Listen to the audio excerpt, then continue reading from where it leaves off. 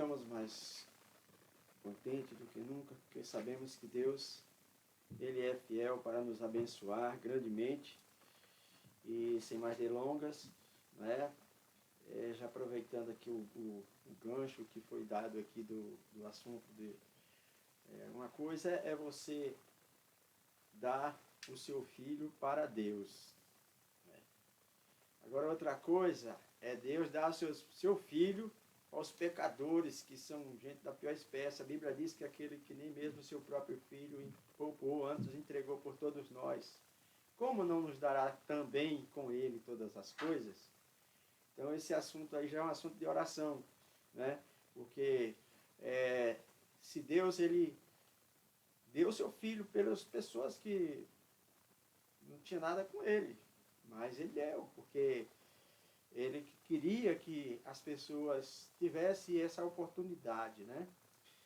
Então, vou baseando no texto que já foi lido aqui, vamos meditar um pouquinho aqui, e para que a gente possa depois continuar fazendo a oração, né? Eu estava lendo esse texto aqui, e outro texto, para falar um pouquinho sobre a importância da perseverança na oração. Ou seja, o valor da insistência na oração. Porque assim, tudo na vida que nós queremos conseguir, as coisas mais importantes da nossa vida, elas dependem da insistência, da perseverança. Se você tem um comércio, um exemplo, você tem um comércio e vem uma crise. Umas coisas assim, você vai lá e diz, não dá, porque fecha. Aí para. Aí começa outro negócio. Aí vem uma dificuldade, para também. Isso também serve também para a vida espiritual, serve também para a oração. A oração ela é muito importante que a gente tenha que continuar. Porque a oração ela é importante, ela faz parte básica da vida cristã, a fé e a perseverança na oração. O apóstolo Paulo, no capítulo 12, versículo 12 de Romanos, ele diz, né? Alegrai-vos na esperança, sede paciente na tribulação, mas perseverai na oração. Insista na oração, não deixe de orar, continue orando. Em Tessalonicenses, 1, 5, 23, se não me falha a memória, diz assim, que a gente tem que perseverar na oração, né? Perseverar na oração. E a gente sempre vai observar que tudo na vida tem isso, tem a questão da perseverança. Na escola, você vai para estudar, é coisa importante o estudo. Então, alguém vai estudar, eu não vou, a lição foi muito difícil, né? Principalmente quem faz faculdade no primeiro ano, dá para querer desistir, porque não tem muito, principalmente as pessoas que não têm muita base, vem da escola pública, entra, fica com aquela situação, de repente ele acha desanimado e tal. Outros, apesar de não saber, de não entender, mas persevera, não, eu vou lutar, eu vou batalhar, eu vou conseguir, né? E essa insistência faz com que a pessoa, né, consiga aquilo que aos olhos dele é muito difícil e às vezes até impossível, né? Um exemplo, você vai tocar violão, né? Os primeiros dias você começa a tocar, quando você pega o violão, você vai pôr os dedos escorrega, dói os dedos. Então essa primeira aula, a pessoa fica, eu não vou tocar, porque dói muito, a mão dói, tal. Então tudo na vida é assim, empregos, etc. Por isso, a Bíblia insiste e incentiva você pelo grande valor do resultado, do objetivo que é a oração, você deve perseverar. Tem dia que você não consegue. Eu, lá em Santa Fé do Sul, quando eu estava pastoreando na igreja lá, nós começamos a fazer uma vigília. E durante 3 anos nós tivemos vigília todo sábado. Às vezes ia a igreja em peso, a igreja toda. Mas às vezes ia eu e mais uns 2 irmãos para orar. E a gente ia orar e era aquela oração cansativa mesmo, pesada. A gente já... Mas Deus estava respondendo às nossas orações, não é? Então, o texto aqui fala exatamente que eu estava observando que esse texto aqui, do capítulo 11 de Lucas, versículo de número 5 em diante, que foi feita a leitura, né, disse-lhes também, se um de vós tiver um amigo, e este procurá-lo no meio da noite, dizendo, amigo, empresta-me 3 pães, porque um amigo meu chegou à minha casa, vindo de viagem, e não tenho o que lhe oferecer. E o outro que estiver dentro responder, não me importunes, a porta está fechada, e meus filhos estão comigo na cama, não posso levantar-me para te atender. Digo-vos que, disse Jesus, digo-vos que, ainda que não se levante para dar-lhe os pães, por ser seu amigo, se levantará, todavia, por causa da sua importunação ou insistência, e lhe dará tudo o que ele tiver necessidade. Então, esse texto aqui, exatamente, ele fala isso. Nós vamos dizer aqui que existe 3 amigos aqui. Vamos dizer que isso aqui é a oração, né, do amigo, que é uma comparação ou ilustração de que realmente Deus é o nosso amigo. A ideia é essa, de que Deus é o nosso amigo, né? E ele, aqui o primeiro amigo, ele chega de viagem. Né? Diz que aqui eles viajam, ele chega à noite, meia-noite na casa do amigo. E esse é uma primeira coisa que nós vamos observar aqui, né? Esse chegar à meia-noite. Ninguém chega na casa dos outros meia-noite, no estranho. Na meia-noite, ninguém chega na casa das pessoas e batendo na porta. Escuta, eu estou viajando, cheguei aqui e eu preciso de comer, de dormir. Ninguém chega assim. Mas esse daí, segundo os estudiosos, né, diz que no Oriente, isso é um fato, era uma região muito árida, muito quente, e as pessoas, muitas delas, não viajavam de dia, viajavam à noite. Por quê? Por causa da temperatura que baixava, era melhor para viajar. E esse chega, disse, eu vou viajar à noite, quando eu chegar em tal lugar, eu vou visitar um amigo meu, ele é meu amigo, eu vou chegar lá meia-noite. Mas é meu amigo, não tinha telefone celular, não tinha telefone da Embratel, não tinha telefone. Era viagem no deserto, tinha que ir dizer, chegamos lá, nós encontramos nosso amigo. Eu sei onde ele mora. E eu vou chegar lá meia-noite. Mas eu vou encontrar um amigo. E ele chega na casa do amigo dele, meia-noite. E bateu na porta. E o amigo atendeu. Só que o amigo não estava esperando.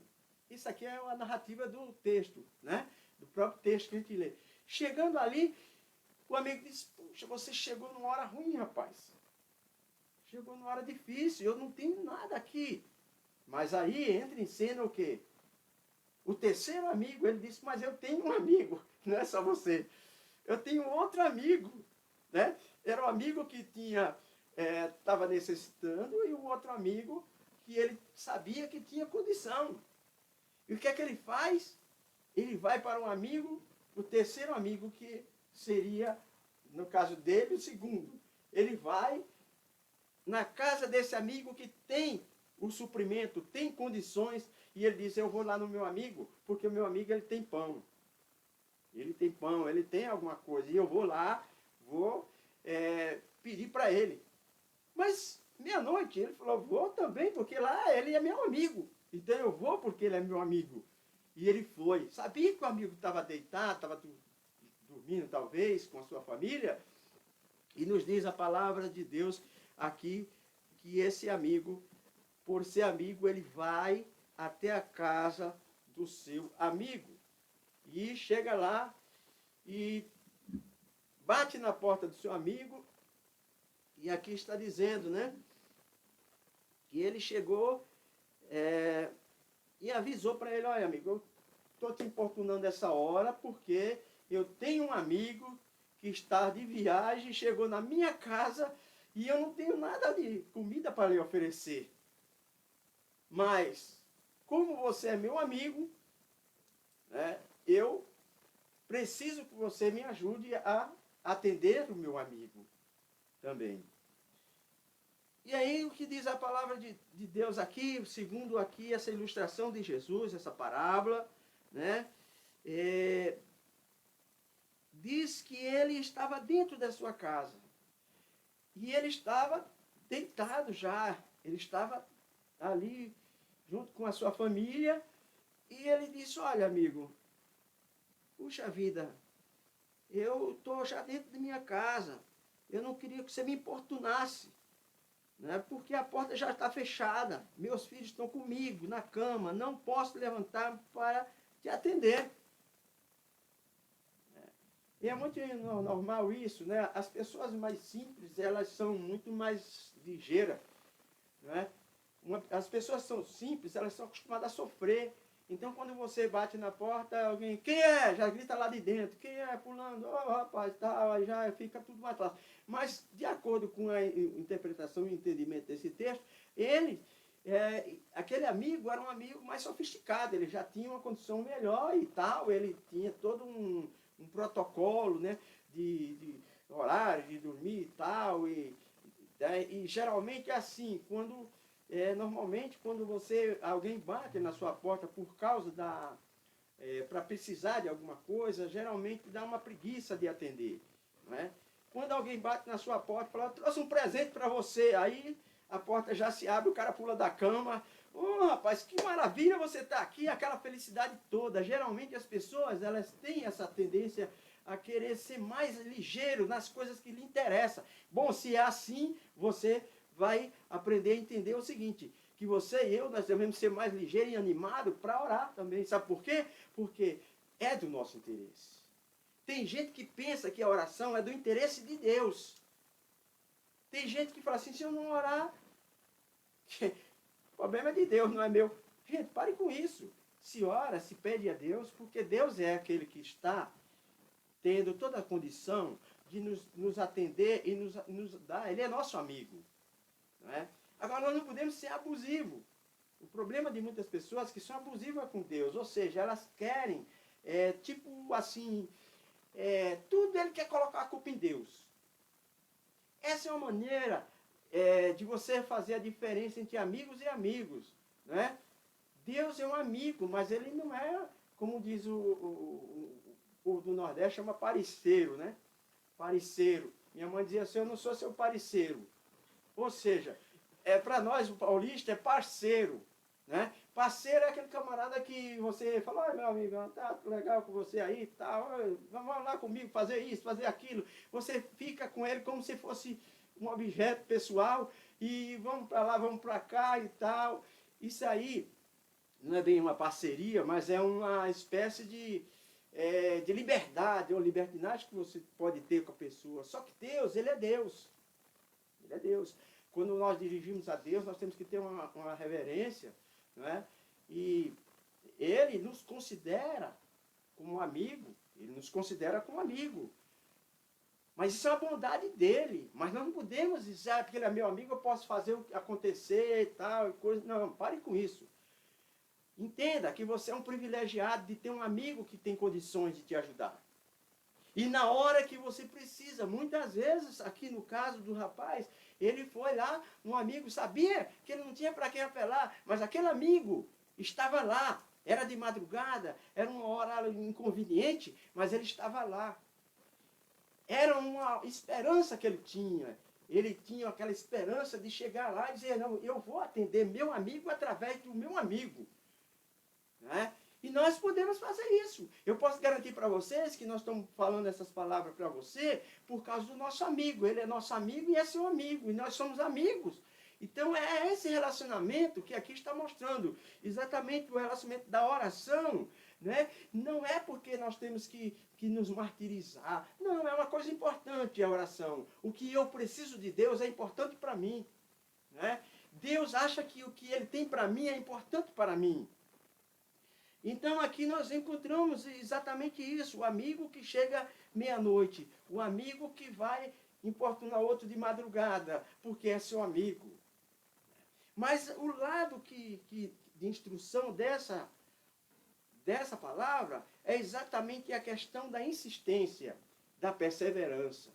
Jesus citou isso para mostrar exatamente o fato que aquele amigo disse, olha, não me importune, porque essa hora e tal. Mas ele mostrou para ele a causa, o motivo por que ele estava ali.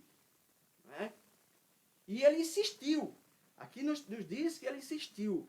E aí Jesus Cristo chegou nessa conclusão aqui. Digo-vos, né? Quando ele disser não me importune, Jesus diz aqui, digo-vos que ainda que não se levante para dar-lhes os pães, por ser seu amigo, né? Se levantará, todavia, por causa da sua importunação, e lhe dará tudo que tiver necessidade. Entendeu? Esse amigo não teria somente o pão para dar para ele, porque, na verdade, esse texto é um texto posterior de Jesus ensinando um texto paralelo do Pai Nosso, quando o Pai Nosso ensina, o pão nosso de cada dia nos dá hoje.